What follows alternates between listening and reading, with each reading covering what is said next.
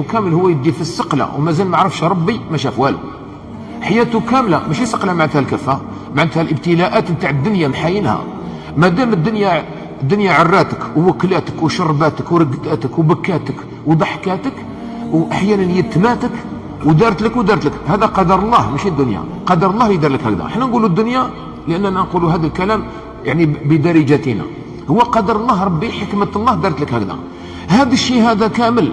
إلى هذوما كامل مازال ما عرفتش ربي احيانا ينحي لك لوالديك باش يقول لك انا نقدر نعيشك بلا والديك، واحيانا ربي ينحي لك المال لحكمه، ويعطيك احيانا المال لحكمه، وربي ينحي لك الصحه في مرحله معينه لحكمه منه.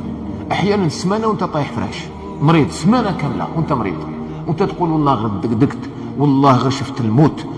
ربي عز وجل صرف عليك حوايج بزاف هذيك السمانه، وكان كنت بصحتك راك رحت منا وكاين صرات لك حاجه ولا درت حادث ولا كذا ولا رحت عصيت الله. احنا لا نعلم، احنا جهال ما نعرف والو. الغطاء من الفوق ماناش شايفينها، انا شايفين عند عينينا برك هنا، ونطلبوا بالعجله لان الانسان عجول يحب الحاجه العاجله.